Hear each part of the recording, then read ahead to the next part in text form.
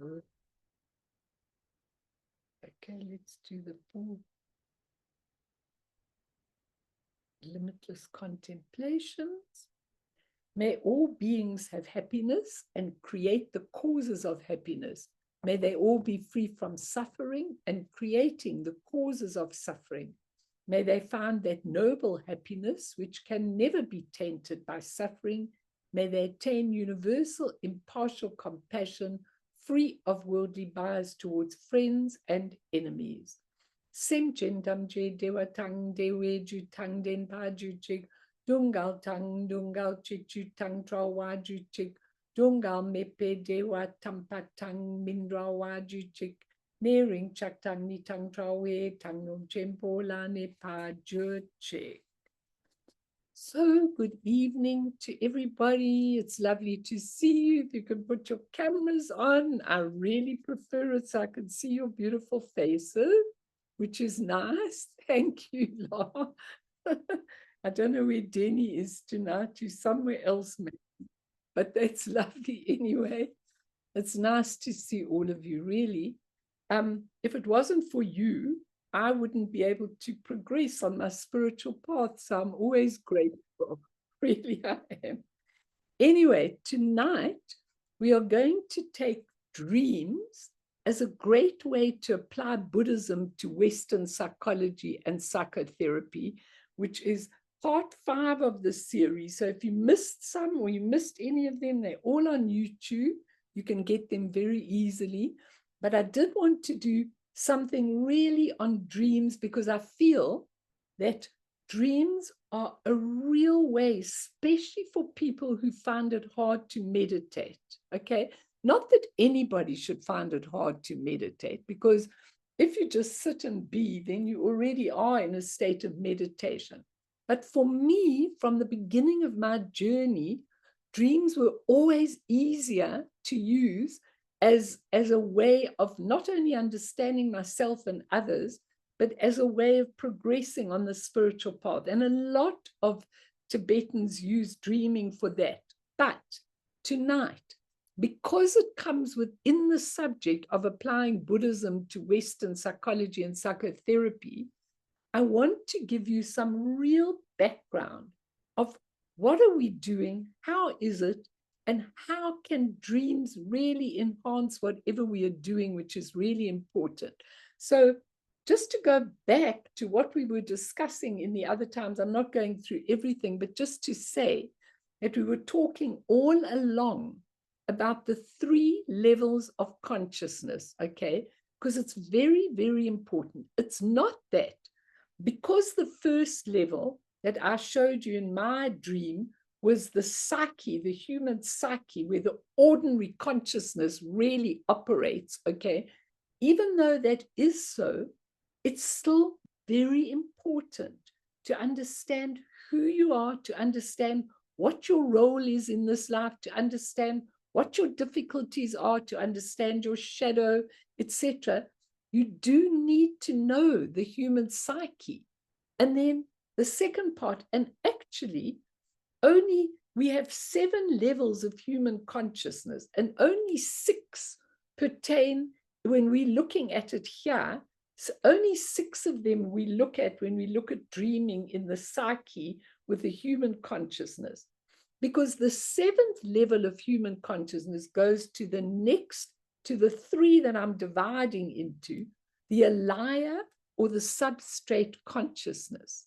And there are all your imprints, everything you've committed, how you are. It's a very interesting thing because, you know, all the time people come to me who feel so sorry about their circumstances of their life, or still so angry about childhoods and things like that, as though it were their parents' fault. Nobody really thinks once you enter that second level of consciousness that you're now in the alaya consciousness. It is your own creation. Now, in dreaming psychologically, this level of the substrate or the alaya consciousness interacts with the psyche, so that when you get to your dreams, when you get to samsaric dreams, It's really an interaction between the karmic imprints in the second level, the alaya or substate consciousness, and what's happening in your life. They are interacting. So it's really useful when you go a little bit deeper in the dreams to know that that's a way of actually understanding how these karmic imprints are expressing themselves. So as I told you, when you look at your life on a stage, you're actually looking at just your temporary transient interaction or whatever you're doing, but it's all dependent on the next deeper level of consciousness, the substrate, where your karmic imprints that you've created are. It's really important for you to get this and question me if you're not understanding it 100%. And then the third level, I go deeper, but when I explained it to you, I explained it to you as a higher stage, but really it's a deeper level of consciousness. And that's your primordial consciousness. That's your true nature. And to get there in dreams is a very, very difficult thing, because you have to be alert, aware, you have to understand lucid dreaming, you have to understand entering that actual, that actual deep primordial consciousness. And it's difficult for most ordinary people who haven't looked at it in their lives at all. But that doesn't mean you'll never see it. You'll definitely have a glimpse. And for sure, that level, when people have near-death experiences and they say, I just saw this pure, incredible light. They're talking about that primordial consciousness. They had a taste of it. And the reason they have a taste of it is to see that that primordial consciousness can actually relate into your human psyche on your stage of life. Once you give over to it, once you keep connecting with that primordial consciousness, it starts operating through you, and then your dreams change. So for years and years, I always understood, the human psyche part of my dreams. And as a lot of you know, Rowan, you were there, few of you were there at that time. I ran many hundreds of dream groups, for years, in which we worked on ourselves, we worked on our psyches, we worked on our shadow sides, which come up so easily in dream. Lynn, you would also remember that. And we worked very, very hard. And there really is no harm in that. It's really helpful and useful to your life. But Bernice always chuckles to me, because she says, one day I came in, I had all these dream groups that I've run for years, even my own that I participated in. And one day I said to her, that's it. She said, what? What are you doing? She was working for me then. What are you doing, Melanie? I said, I'm done with that. I'll still help people with that along the way, but I'm not running those groups anymore. She said, why? I said, because I found Tibetan Dream Yoga. Or no, I don't even know if I'd found it yet, but I knew something was coming. You were also there, I think, Luz, Marion too. I think that I knew something was coming and something was different. And it's kind of when you work into the real primordial consciousness, your whole life changes and things don't matter nearly as much, because you're unifying. Today, I saw somebody who'd been through the terrible death of her son and quite a few deaths and still is grieving after many years. And I said to her, I really want to take you to a different level of consciousness. She said, would that take away the pain? And I said, no, it won't take away the pain. The pain is probably yours to live with, but it will change your whole attitude and your whole view of the pain, because now you'll know this pain is something which can catapult me and arouse me to do many amazing things in my life. And so it doesn't really matter about the pain. It turns into compassion. And I think this is really important for all of you to understand, okay? So in these 3 levels, when you come to entering in the sleep state, which is really what the Tibetan Dream Yoga is about, and a lot of you know about it, and I've taught it quite a lot, but there you are trying to enter the primordial consciousness, and we call it clear light dreams. It's when you go down in neuroscience to the lowest level of sleeping, when we sleep in stage 4 sleep, we crash out like that.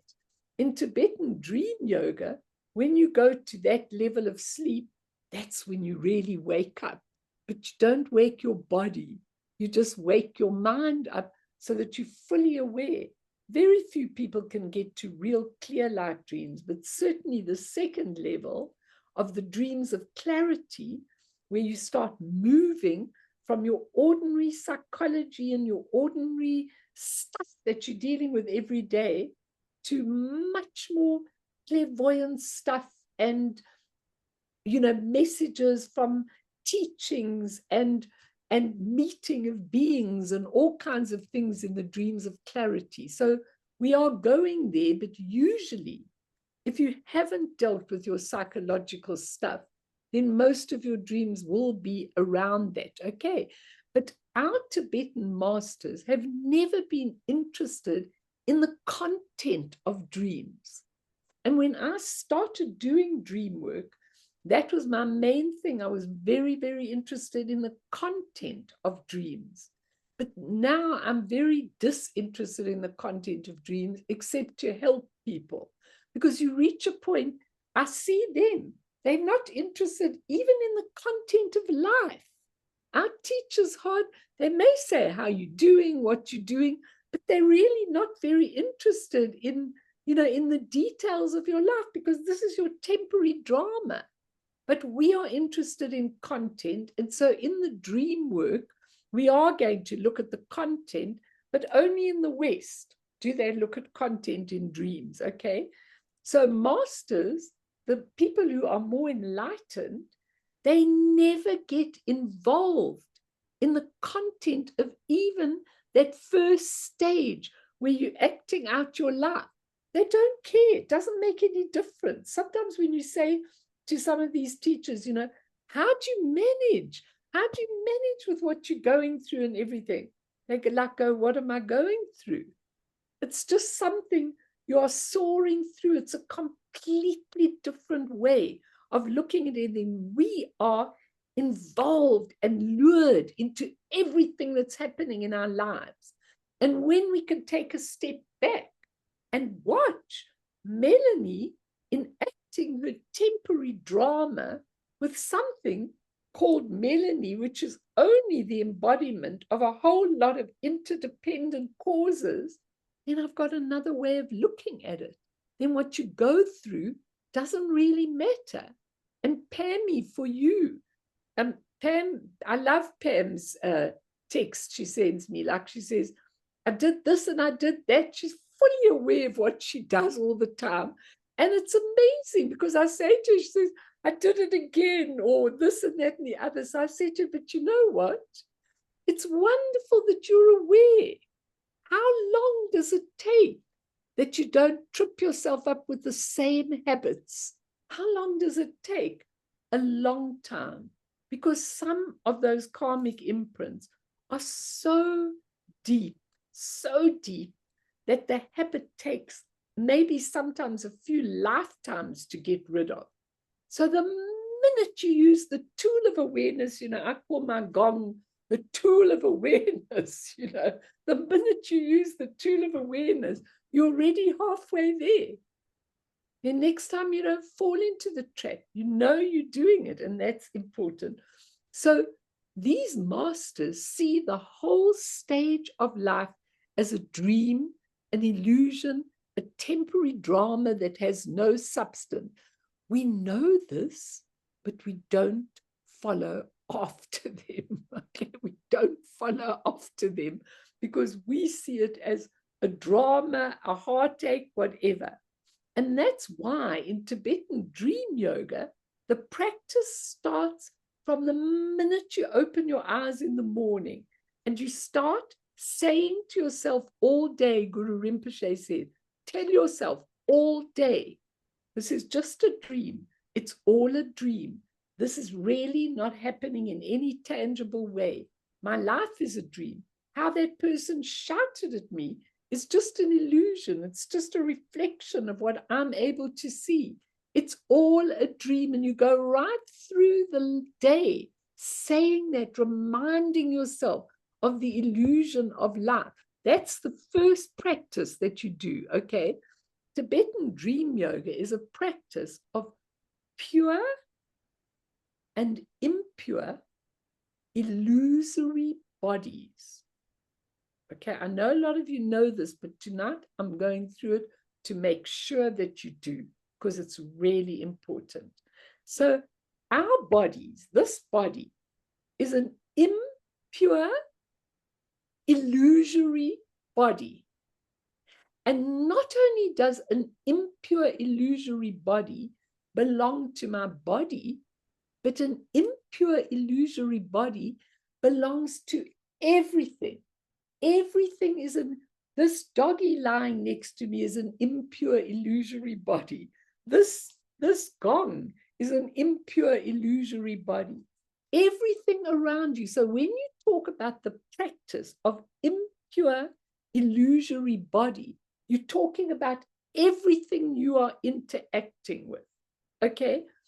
Versus pure illusory body. First of all, why is this an impure illusory body? Because it never was a tangible thing.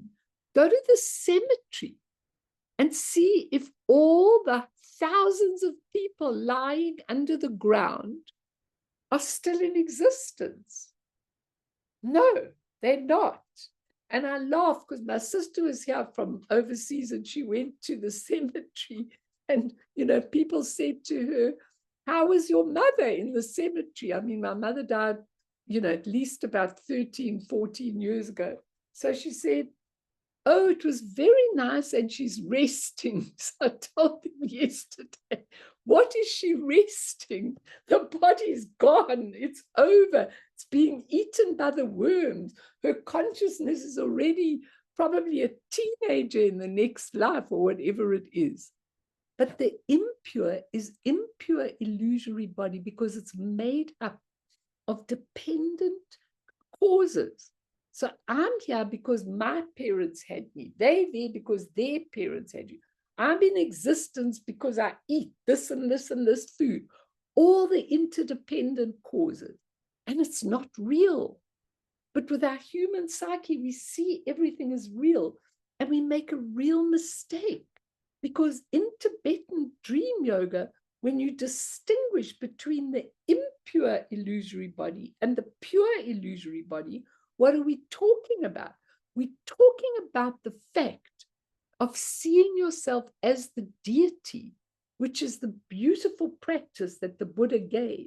It's not a fake practice. It's something which tells you about the pure illusory body. So for instance, we've just done Chen Rezi. And when you do the mantra for Chen Rezi, you are seeing yourself as Chen Rezi. It's still illusory, but it's pure illusory. So how the essence creates, it's not an outside creative force, it's your essence that creates a pure illusory body. As soon as we lose the ability to perceive the pure expression, we perceive it as substantial, we perceive it as real, we perceive all of those things, and so we can't see the pure illusory body. Because it's illusory, because everything that comes out of the essence goes back into the essence. It never lasts forever and ever. The only thing that lasts forever and ever is your pure nature of mind. But what it produces never lasts. So that's a pure illusory body. And we need to distinguish between that. So when we become Chenrezi, or we become Tara, or we become Guru Rinpoche, we are going closer to the truth of who we really, really are. And we're going closer to the ultimate of who we really are.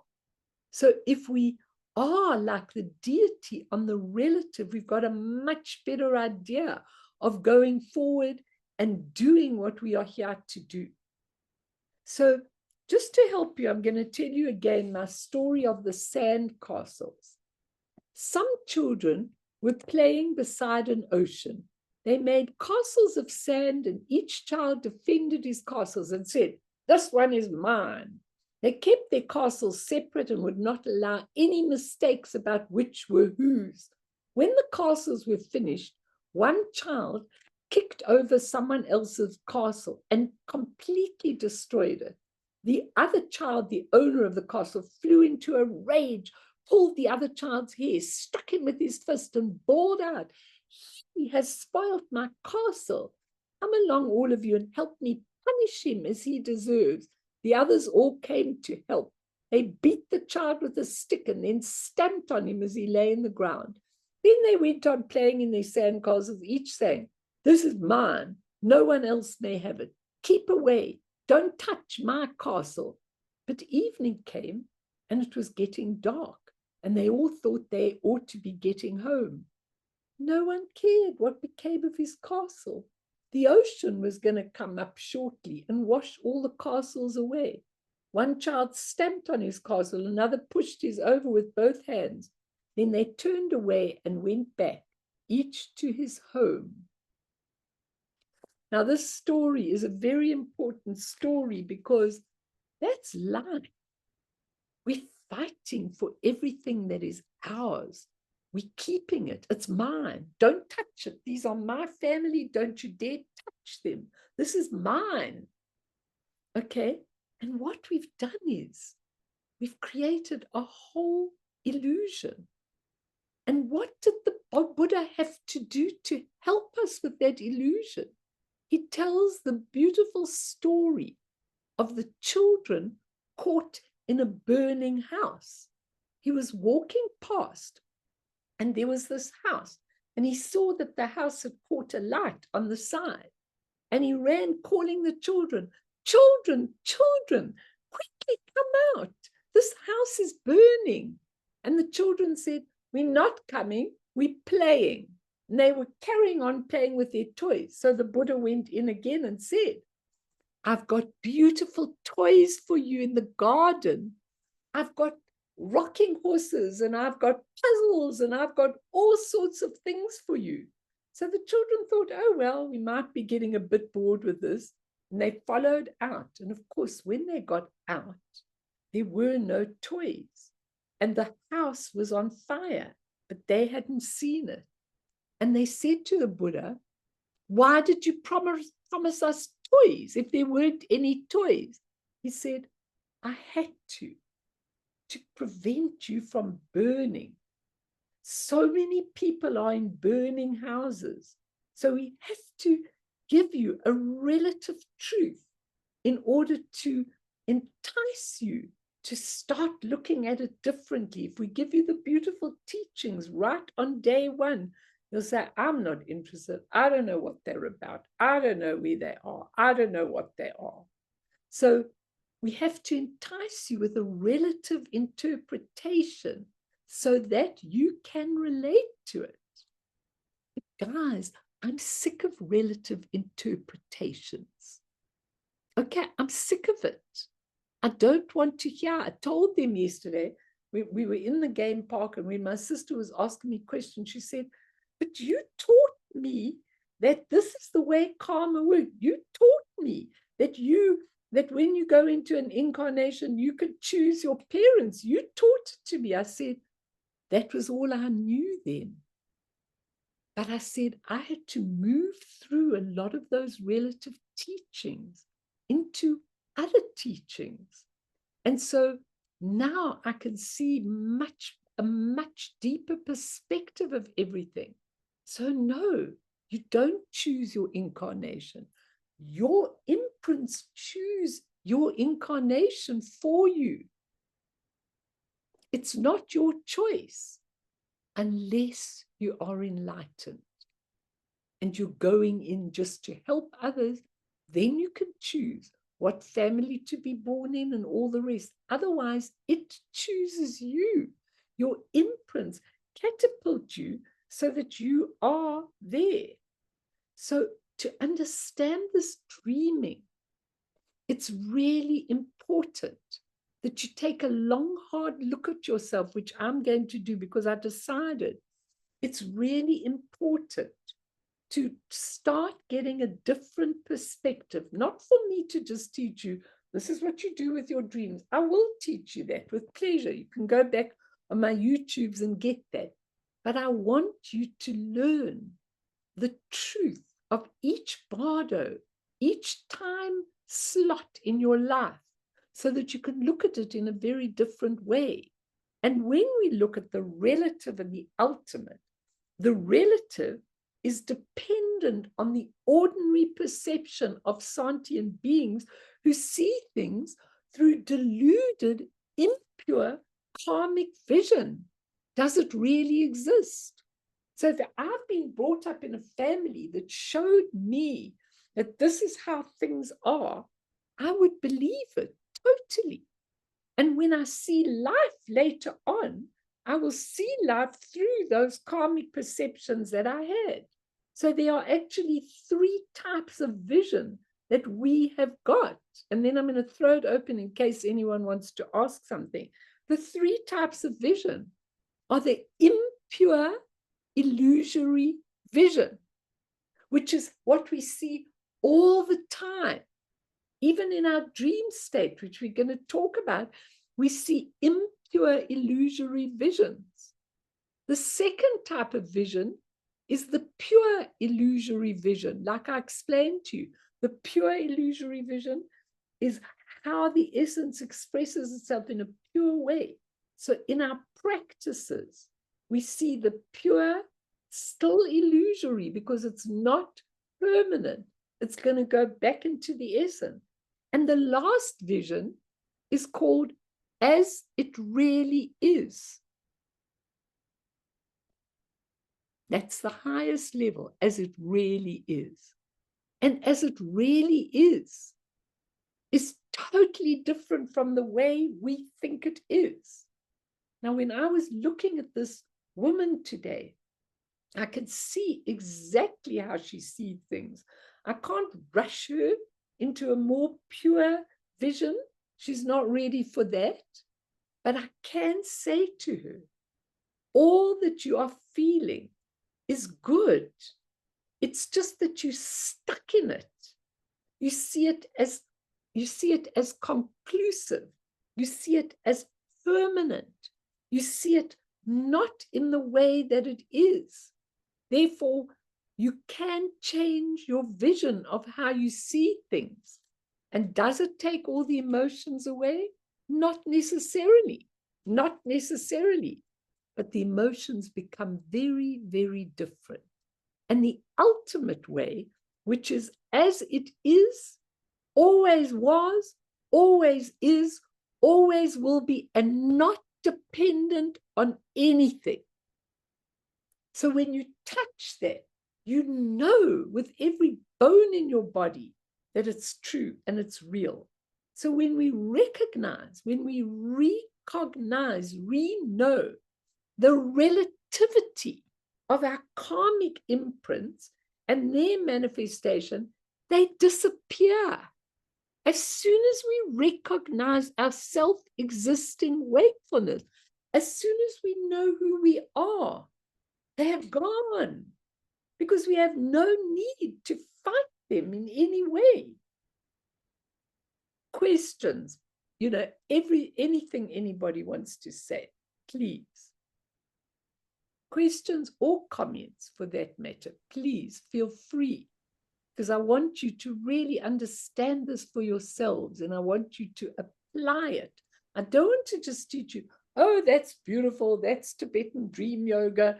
These are the samsaric dreams. These are the dreams. I don't want that. I want you to understand how you operate and how when you go into the sleep state, what actually occurs for you in that bardo when the consciousness changes, so that you can be more open. Anyone want to ask or say anything, please feel free to do. Mark, Well, please. I don't know if I'm going to make sense, but I'm gonna ask anyway. If I see an emanation, call it, maybe a Nirmanakaya, I don't know, of an enlightened being,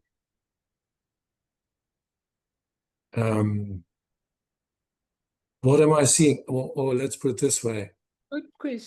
Is it different? I mean, because obviously there's a call it a watcher or a seer and an object. So it's a perception.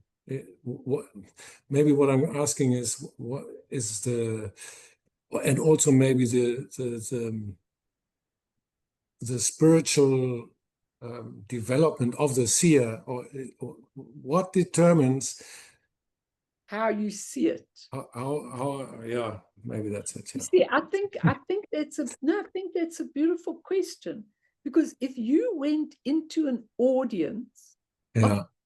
of 10 or say 100,000 people listening to the Buddha without a microphone, without an interpreter, and they all come from everywhere, and go and ask each of them, what do you see in this being? Okay, and everybody will give you a different answer. Yeah. Because the Nirmanakaya is an emanation from the true nature, and you can only see it as high as you can see it. You know, even if I look at myself, looking at some of these teachers and some of these masters, who often, by the way, do lots of human things that don't feel comfortable for us, if you know what I mean. I mean, some of the kind of, could you say, their manners, their not even their manners, their way of life is just totally different to ours. They just come out with things. They don't worry about the etiquette and all the rubbish that we actually like. So, you know, what you are able to see is dependent on the level of consciousness that you have evolved to. Okay. And that's why when you're in a dream and you meet one of these masters and you say, people say, for example, you know, I know the Karmapa was there, but he looked completely different, you know, to how we see him in all the pictures or how we see him in life. He looked completely different. I mean, that's because in your own state, you see what you need to see, okay, and what you are able to reach at. And one day, when you are free and liberated, you won't even see that Nirmanakaya like that. You'll just see clear light. And not only will you see clear light, you won't have to have speech to interpret that light. You'll just know it without any speech. That's why Guru Rinpoche says, you know, to meditate, you know, you almost can be bodiless, speechless, mindless, but you're in that state of awareness and you see it differently. And I think your question is brilliant, because I really, really think that is so important, because we want to lift our perception into at least pure illusory perception so that we can see things. And when these great teachers see us, they see us as we are. When I think, you know, when I think of my coming overseas, when I came to Taisitu, when I'd been there for like 6 months, when I first came to him, you know, I used to see him looking at me. I had long sessions with him, and I used to see him looking at me. He wasn't looking at me. He was looking through my records, my karma, what I was able to see, what I was able to understand. They see a totality of a being. We see our perception of a being. So I think that's really important. So some people might feel, you know, oh, they're looking at somebody, they don't look at all like a high master, because what they've done is with their Nirmanakaya, they've manifested themselves so that we can see them and relate to them. Do you all understand that, what I'm saying? Such an important thing, because we are not only watching the movie of our life, but we're fully and totally engaged in the movie. Okay, when you watch a movie, I mean, when someone gets killed, you cry. When someone does something, you absolutely tense. But then when the movie finishes, we might give it a thought or two, but soon we've forgotten about it. Now, our life is a movie, but when it's sad, we weep. When it's happy, we delight. When people are nasty to us, we're furious and hurt. When there's gentleness, we're elated. When annoying to us, we're furious. When life feels interesting, we're fascinated. When we're poor, we land up thinking we're victims. When we're successful, we think of such power. And on and on and on and on. And the question in the dream yoga is, do we ever look at the projector from where the movie is being shown? Have you ever thought that everything in your life is a creation from your projector? And those of you that aren't coming on a Monday, I'm doing the Wizard of Oz on a Monday and all Dorothy's projections. And I think you should watch that YouTube when it becomes available. I think it's very helpful for all of this, because everything in Dorothy's life in the Wizard of Oz was her projection of her mind. Even the cyclone she was caught in was the cyclone of her turmoiled little mind. Now, how many times when we're in a really awful situation do we think, I wonder what's happening here? I wonder how I have projected this situation that I'm in, and what is it for? It's really important. And if you look at the 6 bardos, okay, we call a bardo an interval between 2 points and an interval of possibility. 6 bardos in samsara. The bardo between birth and death. It's only a bardo called kiene in Tibetan. Then there's the bardo of dreams, which is called milam. Then there's the bardo of meditation, when your consciousness goes in another direction, called samten. Then there's the bardo of death or dying, called chika. And the bardo of dharmata, when you see who you really are, choni. And then there's the bardo of becoming, called sipa, where you catapulted again into another incarnation. And what Guru Rinpoche, Guru Padmasambhava was saying is, how you live is how you dream, is how you die. When people say, I don't dream, I mean, they should rather say, I'm not able to tune into that level of consciousness. Of course you dream, because when you go to sleep at night, your consciousness gathers in another way. And Guru Padmasambhava dictated a profound text to Yeshit Sogyal called Natural Liberation, Complete Instructions on Each of Those 6 bardos. And he sealed it as a terma. I think most of you know that a terma is the live teachings of Guru Rinpoche, which were hidden all over. And they were hidden all over, and then they were discovered by his disciples when the time when they were needed. So This terma, the natural liberation, was discovered in the 14th century, and it's how to liberate our minds in each bardo. Very important. Okay. Fia, I forgot to even ask you about India. You must tell us what you learned and share with us some things, because, you know, a whole gap occurred between when you went and not. But let's go. How do you liberate your mind in each bardo? Each bardo, including when you sleep at night, has different conditions, different potentials, different limitations. So let's discuss the consciousness in each bardo, so you can never again say to me, I didn't know what I was doing. Okay? You must know.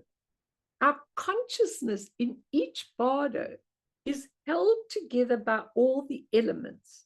So to leave a bardo, for example, when you die, or for example, when you go into the sleep state, okay, the elements that sustain your consciousness in that level dissolve. And then when you go into another bardo, a new configuration of your consciousness arises. Ask me if you're not understanding. Each consciousness in each bardo is different. So, e.g., in the dream bardo, it's a less dense configuration. This is a dense configuration of my consciousness. In the dream bardo, it's much less dense. It's much looser. That's why you change all the time. In The Wizard of Oz, Dorothy says, but people come and go so easily when she's in her dream state. She says, they just change all the time. Because in your dream state, you know how it is when you describe a dream and you say, you know, I was in such and such a place. And then suddenly I was in another place. There were all these beings, and then suddenly I was in another place. Because your consciousness is much looser, much less dense, much less able to be contracted by you, okay? So in the dream bardo, it lacks the solidity of our daily consciousness, you know, going like this. But when we enter any bardo, dream, daily consciousness, meditation, and after death, we think, oh, this is a reality. So to give you Dorothy in the Wizard of Oz thing that I was teaching them yesterday, when she comes home from her whole dream experience, when she comes back into her normal consciousness, her aunt says, you've had this bad dream. And she goes, no, it was real. These were real places that I visited. Munchkin Land was a real place. The Emerald City was a real place. Because when we in that bardo, we think it's real. And that is the belief, is the trap. That's the trap of our lives. If I think, as someone was saying to me, say that this is my home and it's mine and everything's here and this is where I'm living, and I'm trapped. I have to know that this is just a temporary, transient, beautiful place that I'm living in. You know, I have to be quite okay about it. To think that it's solid is your trap, everybody. It's your real trap. And when you think that, it makes you subject to the conditions of that bardo. If you think it's real, then you are subject. So if somebody tries to kill you in a dream, you really feel they're chasing you, or somebody, a really bad figure is chasing you, you know, you're running. And then you wake up and you say, this terrible dream, this horrible monster was chasing me and it's still going on. But if you understood what I'm saying, you could turn around. Now, in The Wizard of Oz, Dorothy throws water over the wicked witch and she dissolves. So when you turn around in a dream and confront the negative force, the monster, it will absolutely dissolve. Same in your life, believe it or not. Some people are there just for a little bit longer. So if we die and we are totally attached to all our possessions, to our children, to our partners, if we're totally attached and we're going, I don't want to die, I don't want to die, we're trying to retain the consciousness of that life that we're in. We can't liberate. We can't only operate, or we only operate on that ordinary consciousness. And so we feel lost and scared when the elements reconfigure and we're in another state of consciousness. Do you all understand that? We need to see the bardos between birth and death, dreaming, meditating, and all the death bardos as transitions if we want to attain liberation and freedom from samsaric delusion. We have to develop awareness of this. That's the key training for living, dreaming, sleep, and dying. Remember that. I thought, you know, this stuff that I'm writing down, before I went away, I just wrote it. It just came into me that this needs to be taught before you go to the dream material, because you need to understand this in order to go to the dream material.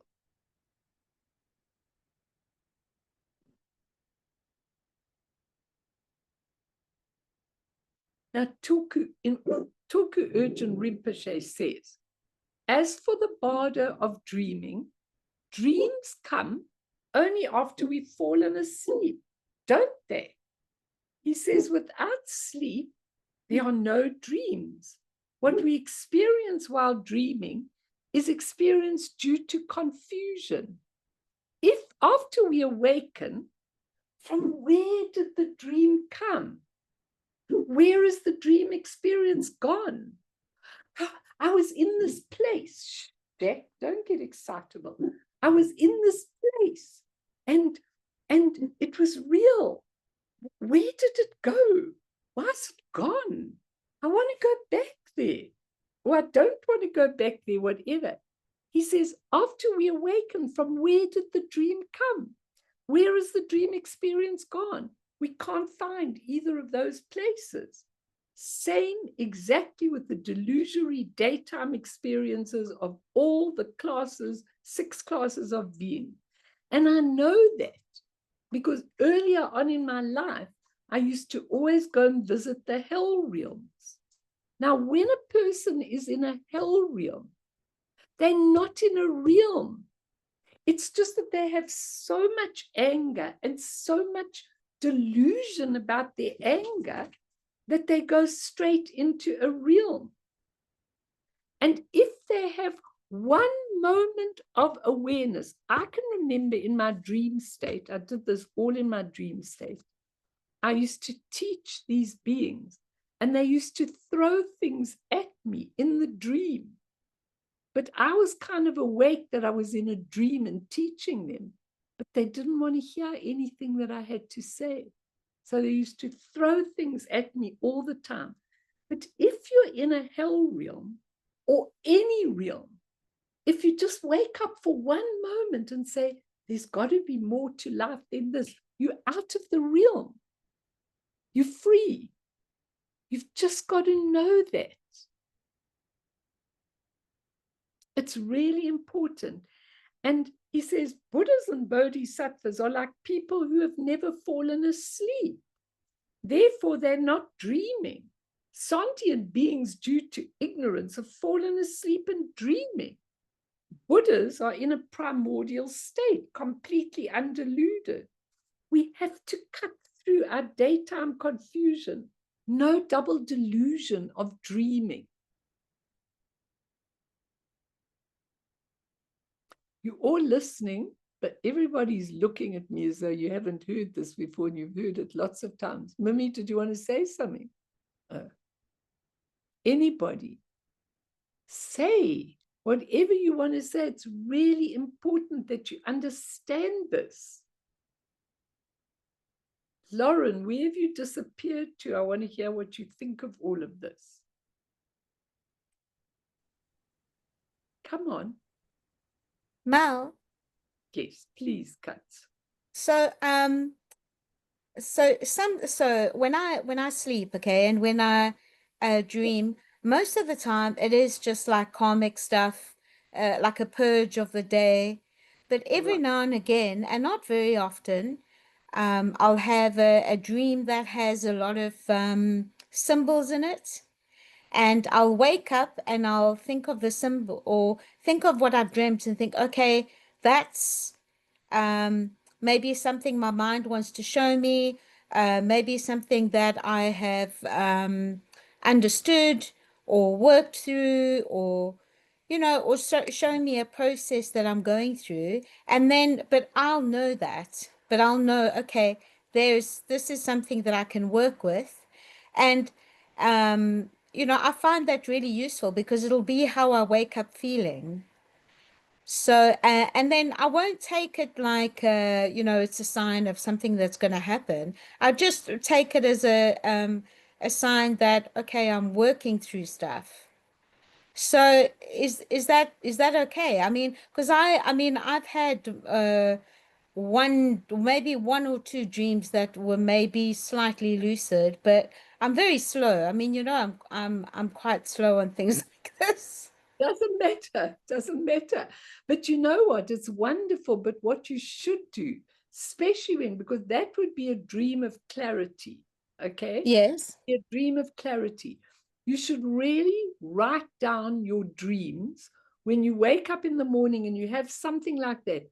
You really should keep it in your dream journal. I kept dream journals for years and years and years. I've got rid of most of them except the very recent ones. But, and I'm too lazy now to write the dreams down because I wrote them down for so many years and got up in the middle of the night and wrote them down in the bathroom to train myself, to be lucid. I can't do that anymore, definitely not. But when you have a dream that has symbols or a dream that leaves you with the most unbelievable feeling in the morning, even though it seems quite a common dream, you definitely should write down that dream. And I'll tell you why. Because it was going to be the next thing I was going to teach you. Because Tenzin Wangyal Rinpoche, just what's the name yourself? Take off your thing so we don't miss the video. And then you can come back, please. Tenzin Wangyal Rinpoche, in his book, Healing with Form, Energy, and Light, he's got a very interesting explanation of everything, because he says, when we have a problem, it's important to find the appropriate tools to actually, and the methods to work with the problem. And he says it's very, very interesting because the solution to all problems is to realize the nature of mind and abide in it. But if we can't, then we need to try and use the tools we can. He says, for example, examining karmic repetitive imprints and taking responsibility for changing them when we encounter things through mistaken dualistic vision, we experience as substantial that which in pure vision is insubstantial. And he says, what we've got to understand from this, and this is in answer to your question, everything starts from a subtle level, So sometimes you're in a dream. You might even dream about a friend with whom you're having no conflict. You might dream about a future retreat you intend going on. You might dream even not No, it might look like a mundane dream, but you're actually dreaming, seeing something that is possibly going to happen in the future. So when you're given symbols, for example, in your dream, you're being given something that is really necessary and useful for you as you will evolve through your spiritual learning and so on. It's really important. And he says, first they begin in subtle levels, and then they move towards substantial manifestation. A disease, for example, may show up in dreams before you feel it physically. So you might wake up in the morning and know, you know what? I've had a very significant dream about my lungs, but there's nothing wrong with my lungs. I'm breathing very well, but you might have a dream which tells you about a future thing because you are now seeing it in subtle level, which over time will then become substantial to you as you're going along. And he says, then it may manifest as an energetic change, fatigue, or restlessness, like you might have a relationship with someone, and you've had this wonderful relationship with them. Now you have a dream about them, or you start feeling a restlessness in the relationship. Something's not exactly right. You might have a dream showing you something, because the dream will show you something in subtle level that then will become manifest at a later stage. Now, what he's saying is, if the problem is recognized on a subtler level, let's say in a dream, it may be resolved long before it comes into manifestation. So let's say you had a dream about your lungs and you said, you know, this dream, I really feel something. Or you had a dream about a friend that you're very friendly with, and in the dream, you're shown in subtle level that there's a potential problem. You might go to that friend and say, you know, I had this strange dream where you were really angry with me. Is there something bothering you? You may catch the situation before it manifests in a substantial thing. And he teaches this, Tenzin Wangyal Rinpoche, and he says, if you disturb, similarly with, he says, if you didn't take any notice of it, then physical medicine or surgery may then be required, or it may be beyond stopping, and death may even result. So in your dream state, when you are in subtle consciousness, when all the elements gather in a different way, you can receive lots of predictions, lots of ideas about what you need to do, lots of things that may become a problem to you that are shown to you in the dream. Like sometimes when I'm going to do a retreat, I'm going to take a retreat in the good old days when I was taking lots of retreat, you know, before I go on the retreat, I have a dream. And the dream shows me something, like it might show me a very troublesome person. It might show me something about the venue. It might show me something in subtle means before it's actually happened. And so when you are aware, you have a good understanding of it. And he says, as it increasingly moves into substantial manifestation, requires more work, more talk, more process, and a great effort to correct. And he says, in the Tibetan view, apparently accidental or external causes of imbalance are thoughts to begin with, insubstantial karmic traces that finally manifest on an external level. So it's very important that we understand that, and dream practice can give us this chance of relating on a different level of consciousness to something we need to see. Like Ige, if you've been having job difficulties, would be very interesting to see what your dream state is giving you. Your dream state may give you a subtle form of what you're needing to do in order to change the situation. A lot of you may be in that. You may be going to live somewhere and you have these dreams in which, there are uncertainties, maybe your own projection, but it also may be a way of telling you, warning you, giving you something that then eventually comes into being. It's fascinating, isn't it?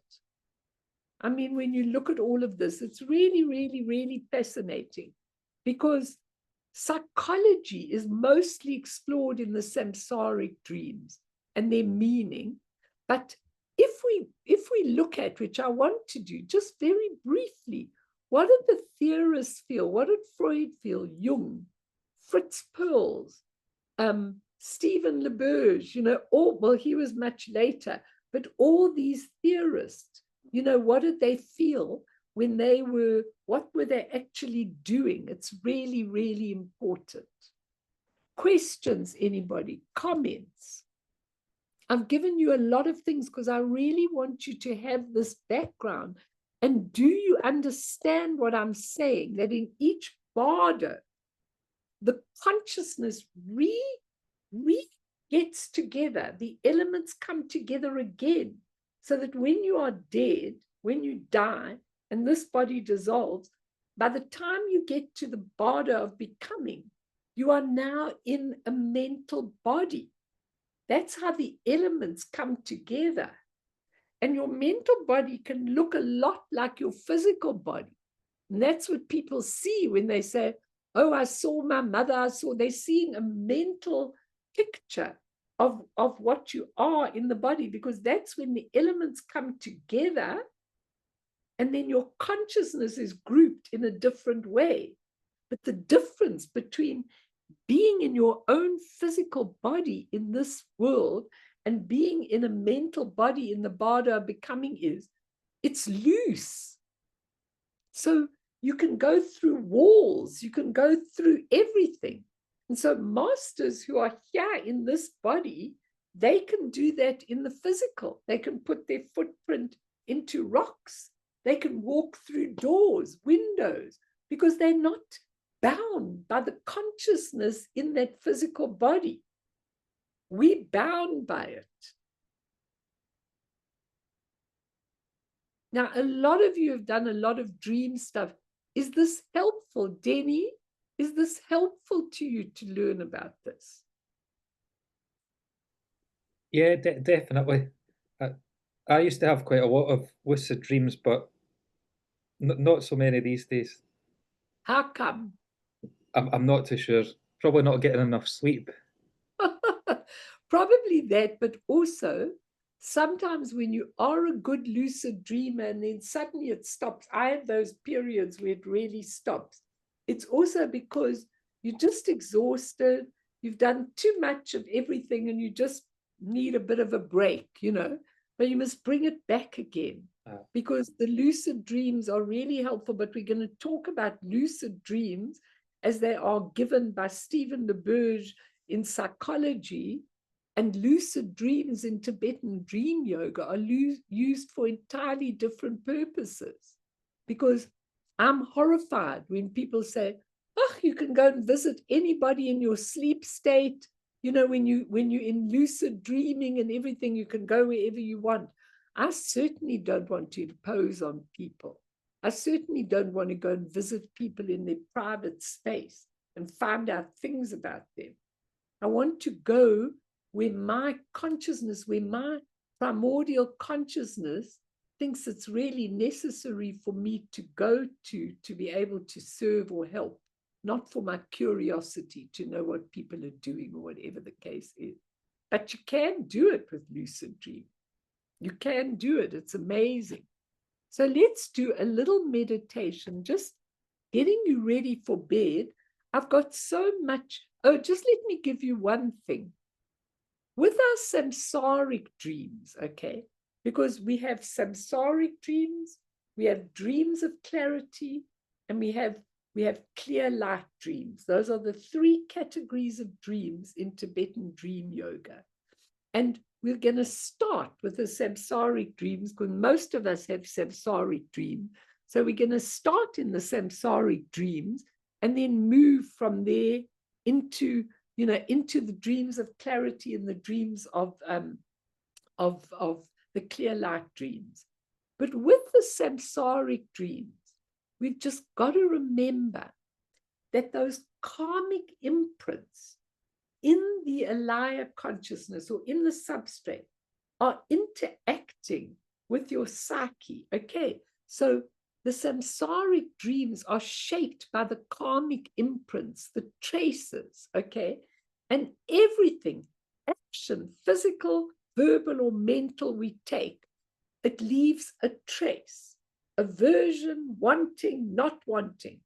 And sometimes much later in our lives, these arise or they're stimulated by an event. So Tenzin Wangyal gives this example. He said, a man is walking in the street and he sees two people fighting, arguing in the street. Okay, somewhere the karmic trace of his fighting parents, the karmic trace that he had of his fighting parents is aroused. Okay, and then he has a dream that he's fighting with his wife, and then he wakes up very withdrawn and very upset about it. Okay, the original karmic trace is when he watched his parents fighting.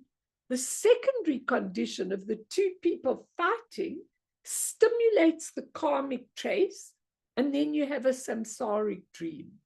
Mostly it's like that.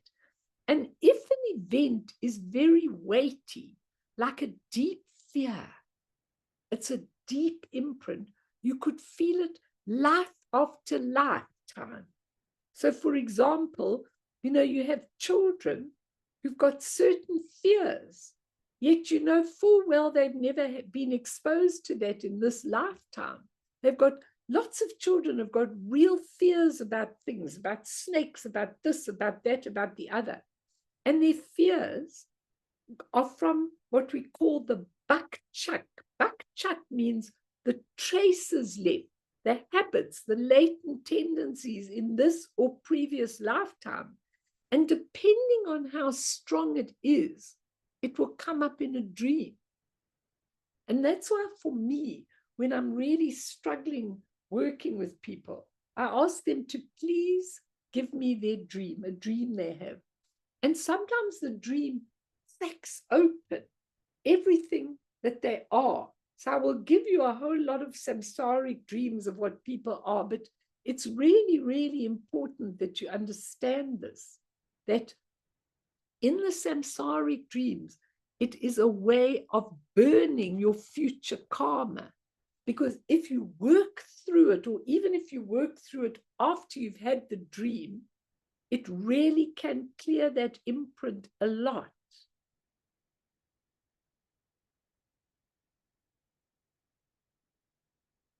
It's very important. You can actually burn those seeds. It's like developing a photograph in the sleep state. You can go right into the shadow, the ugly things, the difficult relationships and everything. You can work right through them in a dream state if you're aware. Sometimes even if you aren't aware, but you remember this dream, you know this dream was really very, very profound for you, and you work with it. Like I've told a lot of you, you know, I had this dream. I used to have this recurring samsaric dream in the beginning of my dream journey. I was always on the ground, and there was always this aeroplane flying over there, and then the aeroplane crashed. In my dream, I had this dream over and over, and your repetitive dreams are very important. The aeroplane crashed, and part of what happened to the aeroplane would hit me. And, you know, I never understood what that dream was, but I had it repetitively. And I was actually doing joint groups with this psychiatrist guy. And I said to him, I want to tell you about my dream, because I really didn't know. I wasn't into a real spiritual path. And he said, you know, think about a plane flying high. He said, for me, it's like an ego. He said, but you aren't in the plane, you're watching it. And that was enough for me to work through it. So when I actually worked on it in a dream group myself, I realized that that high ego was from previous life or previous lives. And that in this life, that ego had to crash. I had to have complete and total humility and be very humble no matter what circumstances came my way. Not this cheeky girl, that liked to dominate and things like that. And that dream, working with it, really, really helped me because it made me really realize. So whenever I was going into an argument where I would want my way or irritability with groups of people that I was teaching, I would remember this. And it was really, really, really very profound for me because it was a repetitive dream. So we all have that. We really, really do. And I've told all of you, I've got millions of these dreams, of people and what they do and how they do it and everything. Like there's that famous one of a person dreaming about a dry riverbed. And when you use Fritz Perls' Gestalt technique, you become the parts of the dream. So that was something he really offered. And we used to use this. Some of you who were in the dream groups might remember. So you become the parts of the dream.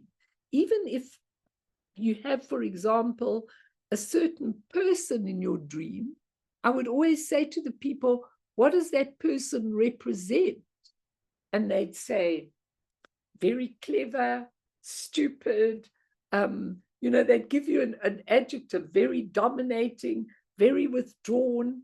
And then I'd go, okay, I want you to be your own withdrawn self. Be that person in the dream.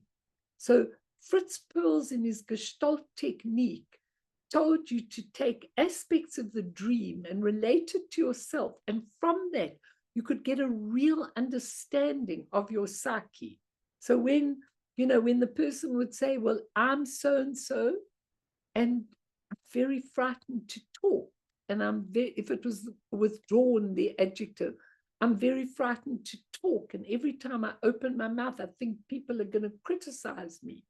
Then they know the essence of what the dream was about, the samsaric dream. So it's really very, very useful. Or this guy that said, I'm a marshmallow floating in the ocean. Now, if you said, okay, I want you to be the marshmallow, the person would say, I'm in this vast ocean and I'm disintegrating, because of course the marshmallow would disintegrate in the ocean, I'm disintegrating. Now, deep down in the psyche, there was really a feeling of I haven't got enough substance in me to hold myself in this life. Well, I've told you this other dream that I think was so important was one of my husband's business partners. We were out for dinner. And at that stage, I was just dreams. My whole life was dreams. So he said, okay, Melanie, you tell me what my dream, I have this recurring dream. He says, I bite into something and then I'm chewing, and then it gets bigger and bigger and bigger in my mouth. Instead of disintegrating and going down, it gets bigger and bigger. And we're sitting at dinner and I said, well, it seems to me that you've bitten off more than you could chew. Okay, because you see how the dreams tell you. They tell you water, waves, pools is very often, what did you want to say? Tell me, Kat? So very, very often in my dreams, there's waves or swimming in the ocean or swimming in a swimming pool or very often that's a symbol in my dreams. And that's a beauty, in terms of, we're going to go into the theorists, we'll have to do it next time. But in terms of the theorists, and in terms of a lot of the dream books, I never say something is something, but when I worked with the dreams, water always represented emotion. So when I used to tell people to, you know, like I'm swimming in this huge, if I'm swimming in this beautiful pool and it's clear and I'm very happy swimming in it and it's balanced, then that's fine with your emotion.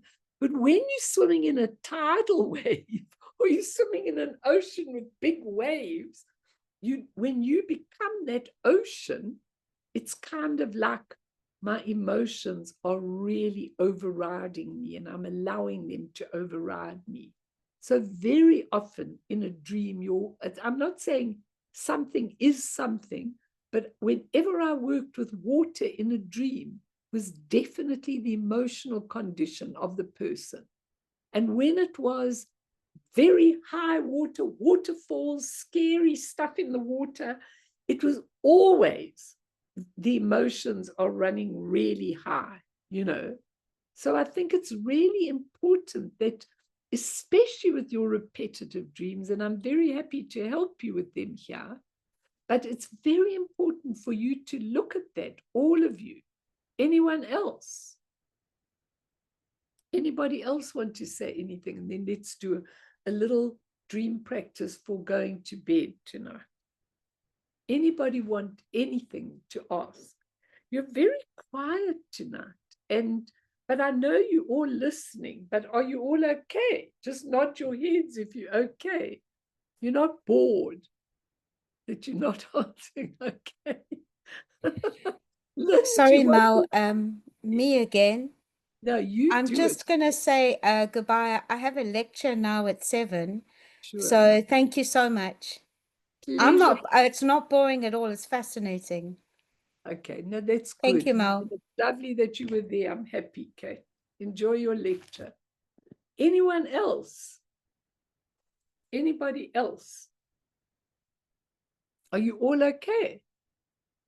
You're very good, not asking a million questions, but that's fine.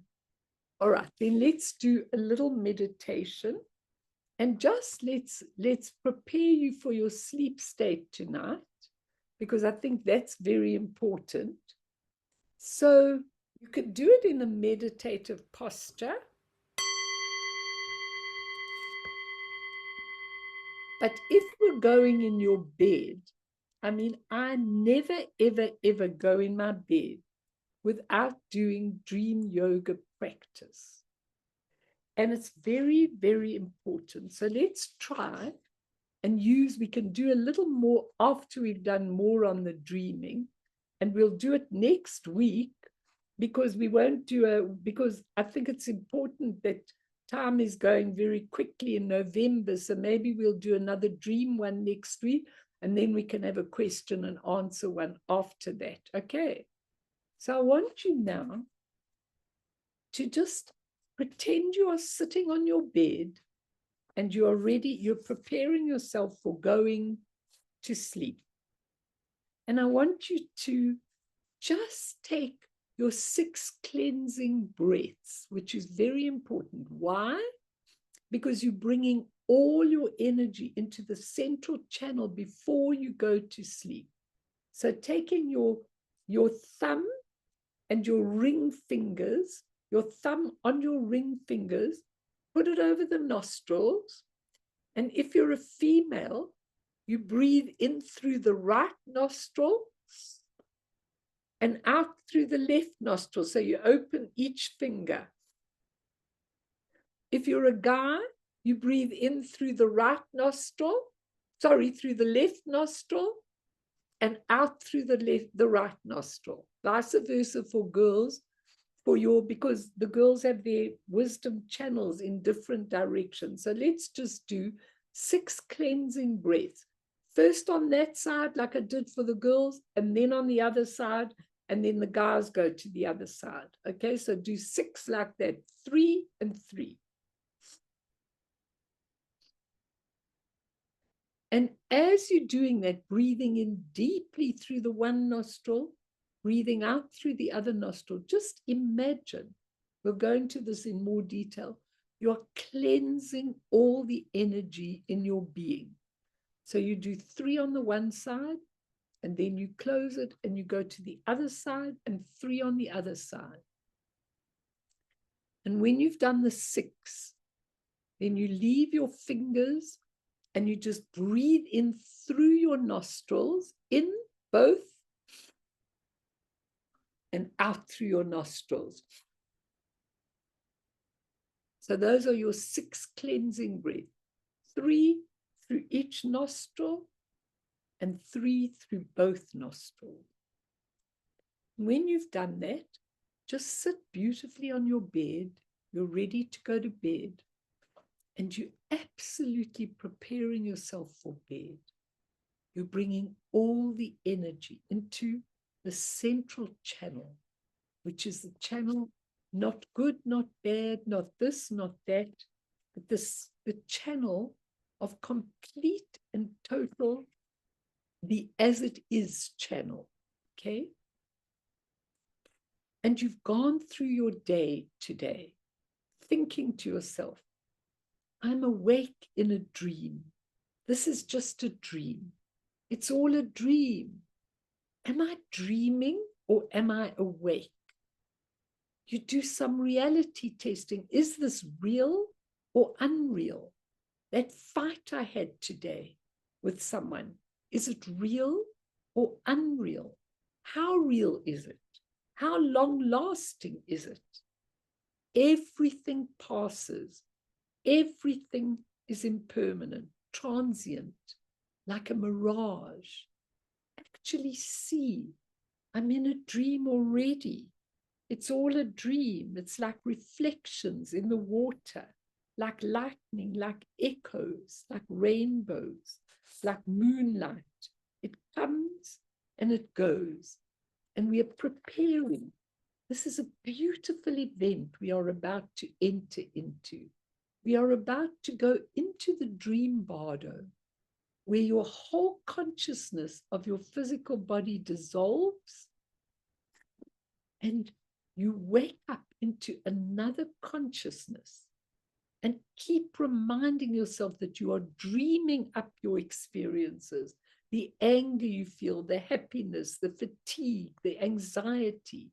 It's all part of the dream, like bubbles on a stream.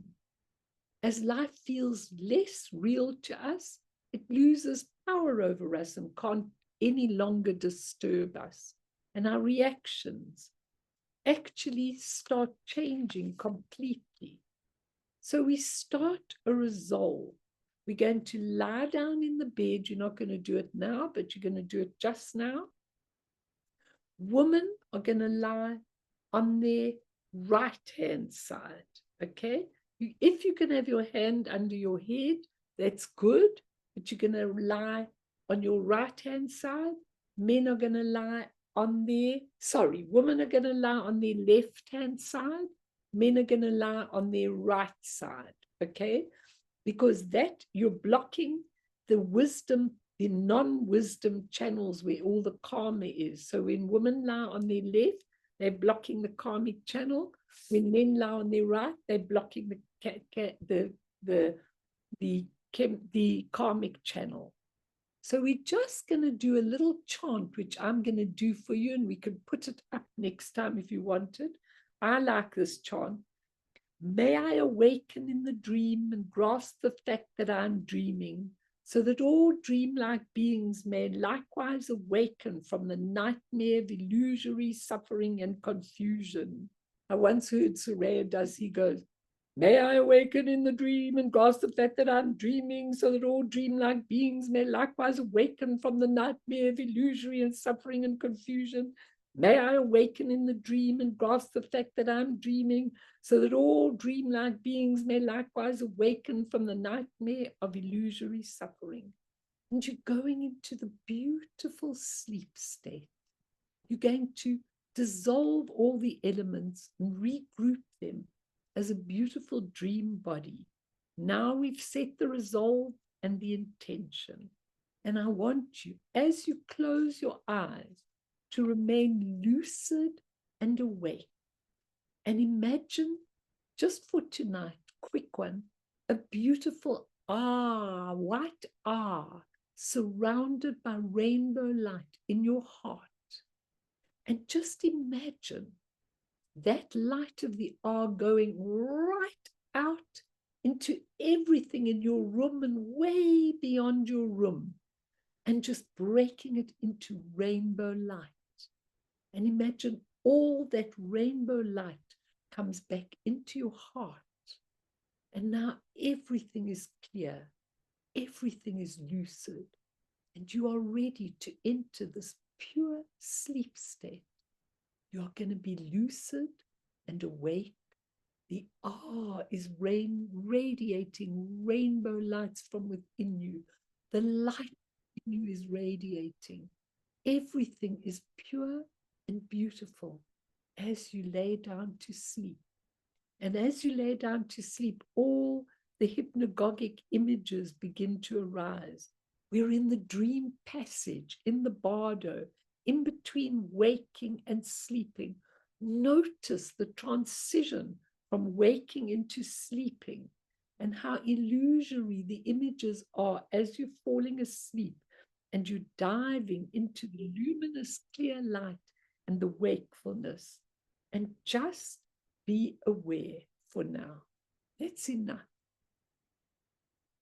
And then as we go on, I would teach you other beautiful dream practices to do so that all of you can really be completely lucid in your sleep state.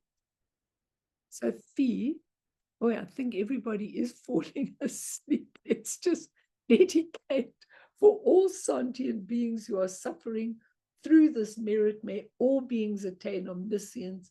May all obscurations fall away from the stormy waves of birth, old age, sickness, and death.